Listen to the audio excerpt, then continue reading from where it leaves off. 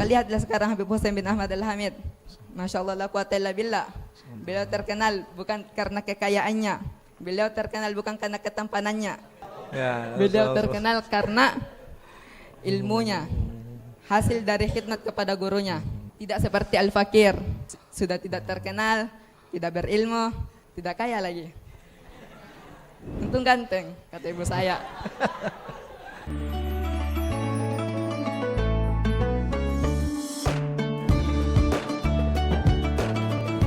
Assalamualaikum warahmatullahi wabarakatuh. Waalaikumsalam.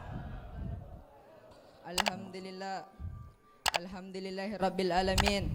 Allazi ja'ala da'wata ilal huda wad dalalata alal khair wan nasihata lil muslimin min afdalil gurbati wa arfa'id darajati wa ahammi muhimmati fid din wa zalika sabilul anbiya'illahil mursalin wa awliya'ihis salihin wal ulama'il amilin ar-rasikhin wal rasikhin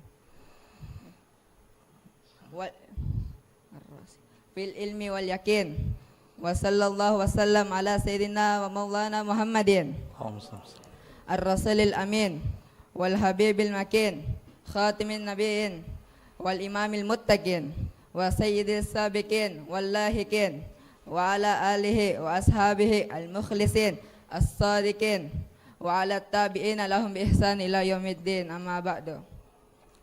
Yang saya hormati Buya dari ayahanda dari guru kita yaitu Al-Habib Ahmad bin Ali Al-Hamid. Semoga Allah Subhanahu wa taala menyehatkan jasmani dan rohani beliau, memanjangkan umur beliau dalam keadaan taat kepada Allah Subhanahu wa taala.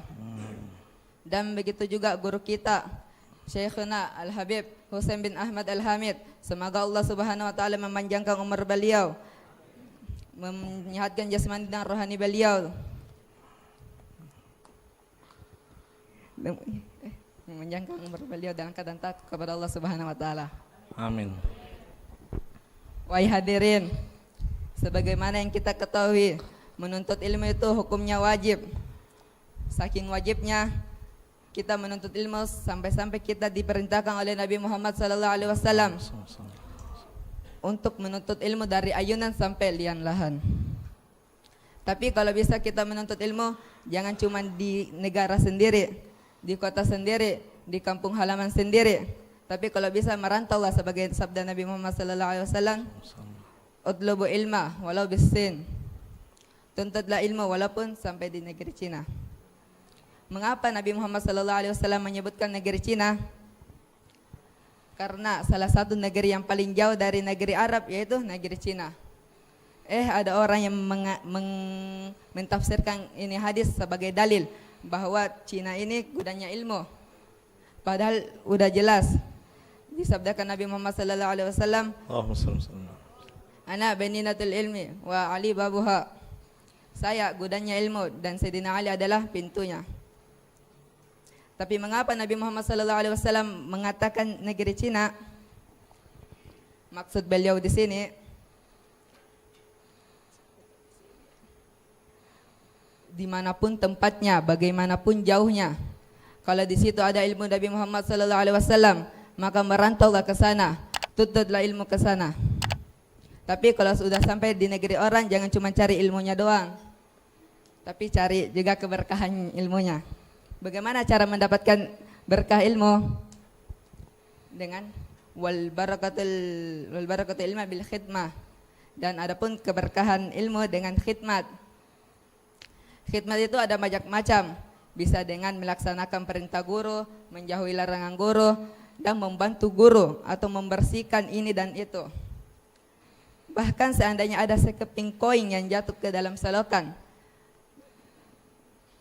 kemudian guru kita menyuruh untuk mengambilnya, maka kita sebagai murid wajib melaksanakan perintah guru tersebut. Hina enggak para hadirin? Enggak apa-apa hina. Sebagaimana perkataan Imam Ghazali, "Zuliltu taliban wa aziztu matluban." Saya hina ketika mencari ilmu dan saya mulia ketika ilmu saya dicari. Syuf, perhatikan. Ketika Imam Ghazali menuntut ilmu, beliau khidmat kepada gurunya, melaksanakan perintah gurunya. Beliau betul-betul memberikan ruh dan jasadnya semata-mata hanya untuk khidmat kepada gurunya. Maka lihatlah sekarang, ilmu beliau tersebar ke penjuru dunia. Orang-orang membaca kitab beliau. Itu semua karena apa? Karena beliau khidmat kepada gurunya. Enggak usah jauh-jauh. Lihat guru kita bersama, Habib Husain bin Ahmad Al-Hamid. Masya Allah, la quwata illa billah. Beliau rela merantau ke Pasuruan, meninggalkan aba umminya, meninggalkan rumahnya, meninggalkan orang yang tercinta berada di rumahnya. Demi apa? Demi menuntut ilmu di Pasuruan. Beliau sampai di sana menuntut ilmu dengan sungguh-sungguh. Mengapa saya mengatakan bersungguh-sungguh? Karena tidak sedikit orang yang mengatakan ketika beliau mondok di Pasuruan, beliau cuma 7 kali membuka kasurnya. Artinya apa? Artinya dimanapun beliau belajar, di situ beliau tidur. Maaf, Bib, saya tidak katakan setiap belajar antum tidur. Tapi maksud saya Posisinya. setiap beliau belajar, beliau sungguh-sungguh sampai melewati batas kemampuannya, dan tanpa sadar beliau ketiduran di tempat belajarnya. Dan beliau juga berkhidmat kepada gurunya, mengurus koperasi, mengurus ini, mengurus itu, dan lain-lain. Maka lihatlah sekarang Habib Husain bin Ahmad Al-Hamid.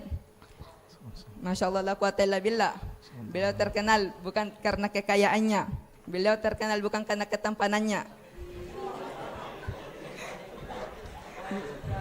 Ya, Beliau terkenal karena ilmunya, hasil dari khidmat kepada gurunya. Tidak seperti Al-Fakir yang sudah tidak terkenal, tidak berilmu, tidak kaya lagi. Untung ganteng, kata ibu saya. Masya Allah. Penutup, ada perkataan Imam Syafi'i. Beliau pernah mengatakan, merantaulah karena orang berakal dan beradab tidak akan diam di kampung halamannya. Tinggalkanlah negerimu dan hidup asinglah di negeri orang. Merantaulah, maka engkau akan mendapatkan pengganti dari orang yang engkau tinggalkan. Berlelah-lelahlah, karena manisnya kehidupan berada setelah lelahnya berjuang.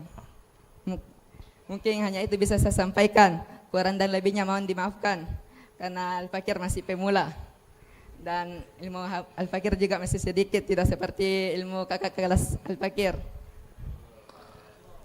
Wabillahi taufiq wal hidayah. Assalamualaikum warahmatullahi wabarakatuh. Waalaikumsalam.